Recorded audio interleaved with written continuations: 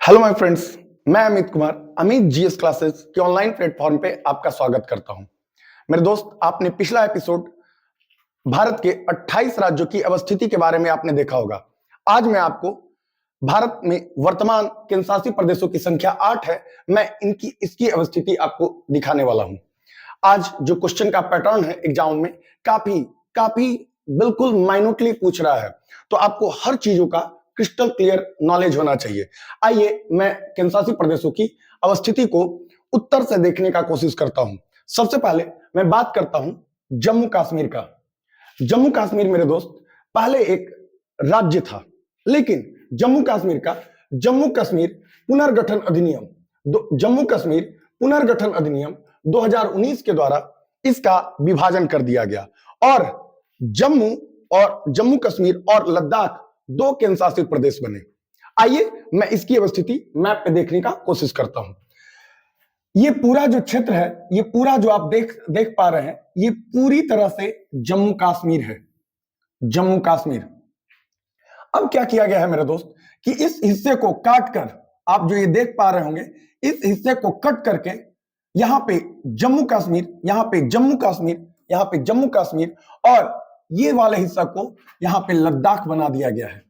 मेरे दोस्त, ये जो आप हिस्सा देख पा रहे होंगे, ये इस तरह से मैंने एक लाइन ड्रा किया हूं। ये लाइन एक्चुअली, इस लाइन का नाम है LOC, line of actual control.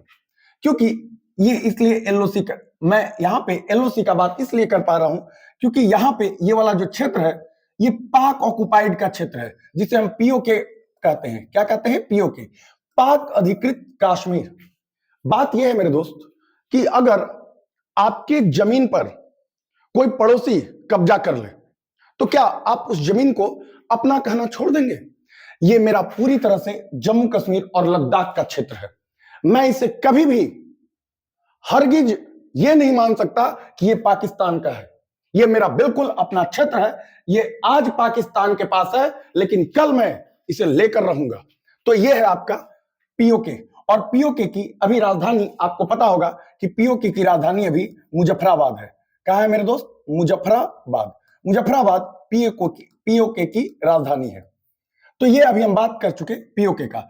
और जहां पे अभी तक POK वाला जो क्षेत्र है और यहाँ पे कश्मीर वाला क्षेत्र या लद्दाख वाला जो क्षेत्र बना है, ये जो लाइनिंग है, ये जो बॉर्डर है, इसको हम कहते हैं LOC।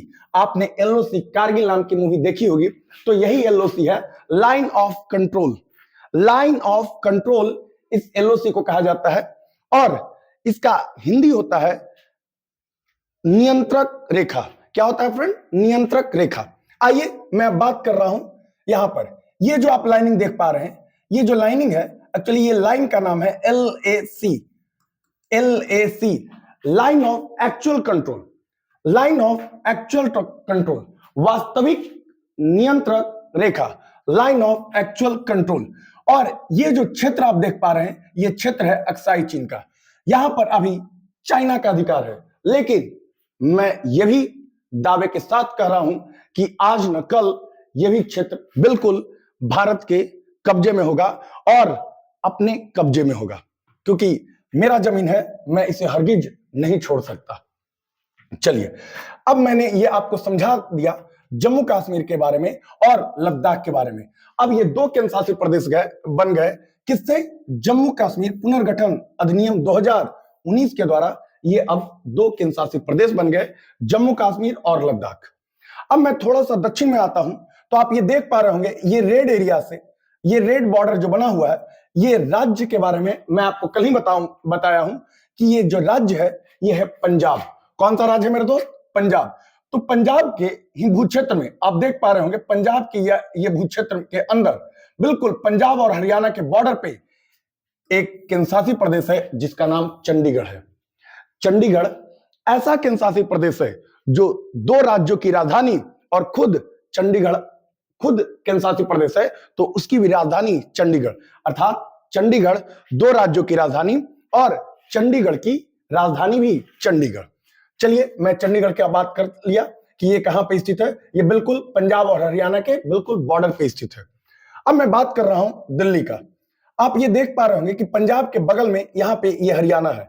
मैं आपको पिछले ही श्रृंखला में आपको मैं बताया था कि कौन सा राज्य कहां पे स्थित है। अगर मेरे दोस्त आपको हर सब्जेक्ट का बिल्कुल समझ विकसित करना है तो सबसे पहले आपको राज्यों और केंद्र शासित प्रदेशों का ज्ञान होना, उसकी अवस्थिति कहां पे है, कौन सी राज्य कहां पे स्थित है, यह ज्ञान होना बिल्कुल जरूरी है। आइए मेरे दोस्त, मैं दिल्ली का लोकेशन देखता हूं कि दिल्ली कहां पे स्थित है। दिल्ली दिल्ली जो है ये हरियाणा के भूक्षेत्र में स्थित है। ये हरियाणा के भूक्षेत्र पे स्थित है। आप यहाँ पे देख रहे होंगे ये हरियाणा है और यहाँ पे ये जो है ये यूपी, यहाँ पे ये जो क्षेत्र है ये है उत्तर प्रदेश का। तो ये जो दिल्ली है ये हरियाणा और उत्तर प्रदेश के बिल्कुल बॉर्डर पे है, लेकिन ये दिल्ली स्थित है हरियाणा के ही भूक्षेत्र में। ये दिल्ली किस राज्य के भूक्षेत्र में स्थित है? हरियाणा के ही भूक्षेत्र में दिल्ली स्थित है। ये आपको बिल्कुल पता होना चाहिए। अब प्रश्न ये उठता है कि आप सुनते होंगे दिल्ली और दिल्ली एनसीआर। देखिए मेरे दोस्त, दिल्ली और दिल्ली एनसीआर में थोड़ा अंतर है। क्या अंतर है आप समझ लीजिए। दिल्ली इतना कंजेस्टेड हो गया है कि दिल्ली का विस्तार करना काफी जरूरी हो गया। दिल्ली जैसा ही सुविधा आसपास के 3 राज्यों में 24 जगहों पर अर्थात 24 जिलों में दिया गया है। और ये 24 जिले जो हैं ये 3 राज्य और खुद दिल्ली में स्थित है। ये 3 राज्य कौन हो गए? यूपी, यहां पे आपका है राजस्थान और ये है आपका हरियाणा। तो यूपी, हरियाणा और राजस्थान और खुद दिल्ली, इतने राज्यों में 3 राज्य और एक केंद्र शासित प्रदेश में दिल्ली एनसीआर की अवस्थिति है। दिल्ली एनसीआर की जरूरत क्यों पड़ी? क्योंकि दिल्ली जो है काफी ज्यादा कंजेस्टेड हो गया था। तो दिल्ली का विस्तार करने के लिए, दिल्ली जैसा ही सुविधाएं प्रदान करने के लिए दिल्ली एनसीआर जैसी अवधारणा लाई गई। आपको मैं एग्जांपल देता हूं। जब आप सुने होंगे कि दिल्ली में ऑड इवन का कॉन्सेप्ट लाया गया था। दिल्ली में पॉल्यूशन कम करने के लिए ऑड नंबर की गाड़ियां और एक दिन इवन नंबर की गाड़ियां चलती थी, तो ऑड इवन कॉन्सेप्ट लाया गया था। ट्रैफिक को कम करने के लिए, पॉल्यूशन को कम करने के लिए लाया गया था। अब अगर ये दिल्ली में लागू हुआ तो दिल्ली एनसीआर की जितने जगह है, दिल्ली एनसीआर के अंतर्गत जितने भी जगह होते हैं वो सभी जगह वो ऑड इवन का कॉन्सेप्ट बिल्कुल लागू किया गया होगा। तो ये अभी हम आपको बता रहे थे दिल्ली एनसीआर। आप, मुझे उम्मीद है आप बिल्कुल इसको समझ पा रहे होंगे। आइए मेरे दोस्त, अब मैं बात करता हूं थोड़ा सा, जब नीचे आता हूं तो हम बात कर रहे हैं यहाँ पे दादरा नगर हवेली। ये है मेरे दोस्त दादरा और ये है नगर हवेली। अब मैं बहुत माइन्यूटली तरीके से बात करूंगा कि दादरा कहां पे है, नगर हवेली कहां पे है। आइए मैं आपको बताने का कोशिश करता हूं। यहां पे ये जो दादरा है ना दोस्त, ये बिल्कुल गुजरात के भूक्षेत्र में है। किसके भूक्षेत्र में है? गुजरात के। लेकिन ये जो नगर हवेली है ये गुजरात और महाराष्ट्र दोनों का भूक्षेत्र शेयर करता है। ये गुजरात में भी थोड़ा सा है और महाराष्ट्र दोनों के भूक्षेत्र को शेयर करता है। कौन? नगर हवेली। और इसी नगर हवेली वाले पार्ट पे इसकी राजधानी पहले स्थित थी, जिसका नाम था क्या? सिलवासा। क्या नाम था? सिलवासा। अब यहां पे मैं आपको बता रहा हूं दमन और दीव के बारे में। यह है आपका मेरे दोस्त दीव। ये आप देख पा रहे होंगे कि ये गुजरात का काठियावाड़ सौराष्ट्र का क्षेत्र है। ये काठियावाड़ सौराष्ट्र का क्षेत्र है और यहीं पे बिल्कुल काठियावाड़ सौराष्ट्र के क्षेत्र के बिल्कुल यहीं पे द्वीपीय स्थिति बना रहा है दीव। और यहीं पे थोड़ा सा इस ओर, हल्का इससे और दक्षिण पूर्व के साइड बिल्कुल तट पर ही स्थित है दमन। तो पहले दमन और दीव और दादरा और नगर हवेली दोनों अलग अलग केंद्र शासित प्रदेश थे। लेकिन आप देख पा रहे होंगे कि अब दादरा नगर हवेली और दमन और दीव दोनों एक केंद्र शासित प्रदेश बना दिए गए। और ये बना 26 जनवरी 2020 को। ये कब बना मेरे दोस्त? 26 जनवरी 2020 को दमन और दीव और दादरा नगर हवेली को एक कर दिया गया, मर्ज कर दिया गया, विलय कर दिया गया। और अब इसकी राजधानी दमन है। इसकी राजधानी कहां है मेरे दोस्त? दमन।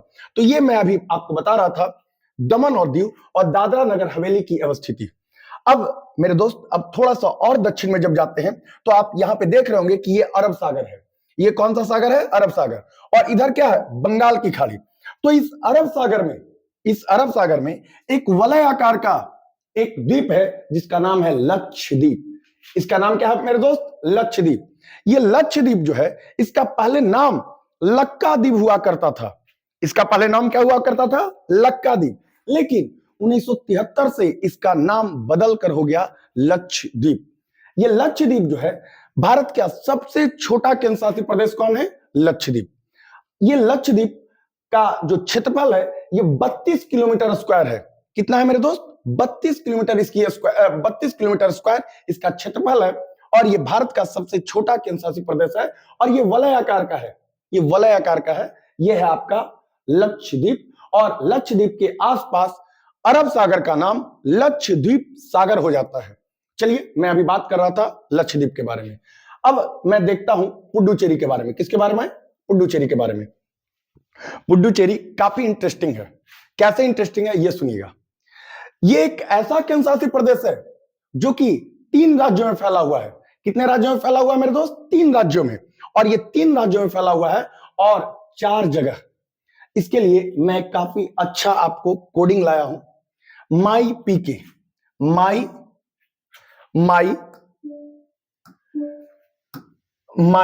एम से माहे, वाई से यनम, पी से पुदुचेरी, के से Karaikal. My PK, M for Mahe, Y for Yanam, P for Puducherry, K for Karaikal. My पीके ये 4 जगह पे है मेरे दोस्त। और कितने राज्यों में मैंने बताया? 3 राज्यों में। आइए देखते हैं कहां कहां पे। यह है आपका केरल, यह है आपका केरल और केरल में एम है, अर्थात केरल में कौन सा है? माहे। आपको लिखना कैसे है? आप बिल्कुल मैप पे इसको प्रैक्टिस कीजिएगा। आपको यहां पे एम लिखना है, एम वाई पी के। एम से माहे, माहे कहां है मेरे दोस्त? केरल में। यह है आपका आंध्र प्रदेश। वाई से यनम, यनम कहां है? आंध्र प्रदेश में। और पी फॉर पुडुचेरी, आप देख पा रहे होंगे यहां पे से है ये जो एरिया है ये तमिलनाडु का है। तो यहां पे स्थित है पुडुचेरी और उसके नीचे, जस्ट उसके नीचे स्थित है करैकाल। तो आप देख पा रहे होंगे मेरे दोस्त कि यहां पे केरल में है माहे, आंध्र प्रदेश में है यनम, तमिलनाडु में है पुदुचेरी और पुदुचेरी के जस्ट दक्षिण में स्थित है करैकाल। और ये दोनों स्थित है कहां? तमिलनाडु में। तो आपको यहीं पे ट्राई करना है MYPK, MYPK। और ये 4 जगह है, 4 जगहों पे है और कितने राज्यों में फैला हुआ है? केरल, आंध्र प्रदेश और तमिलनाडु। इस बार बिहार पुलिस कांस्टेबल में यही पूछे हुए था कि पुडुचेरी कितने राज्यों में फैला हुआ है। बताइए मेरे दोस्त, ये इतना गहराई में जाकर क्वेश्चन, सही में मानना होगा। बिल्कुल सिस्टम सुधर रहे हैं, शायद मानना होगा इस बात को आपको। अब मुझे पूरी तरह से उम्मीद है कि आप बिल्कुल इस पुडुचेरी के बारे में आप जान गए होंगे। अब मैं बात करता हूं यहां पर मैं बात करता हूं यहां पर इस तरह से बिल्कुल एक द्वीप स्थित है जिसे मरकत द्वीप के भी नाम से जानते हैं और इसका नाम है अंडमान निकोबार द्वीप समूह। इसका क्या नाम है मेरे दोस्त? अंडमान निकोबार द्वीप समूह। मैं जब द्वीप चैप्टर पढ़ाऊंगा तो लक्षद्वीप द्वीप समूह और अंडमान निकोबार द्वीप समूह के बारे में काफी डिटेल से बात करूंगा। यहाँ पे 572 द्वीप है, जिसपे 572 द्वीप है इस अंडमान निकोबार द्वीप समूह पे। तो मैं इसके बारे में काफी डिटेल से चर्चा करूंगा आपके द्वीप वाले चैप्टर में। इस तरह से मुझे पूरी तरह से उम्मीद है कि आप इन 8 केंद्र शासित प्रदेशों की अवस्थिति को निश्चित ही अच्छे तरीके से देख लिए होंगे और आप इसको आत्मसात कर लिए होंगे। ठीक है मेरे दोस्त, आज के लिए इतना ही। नमस्कार।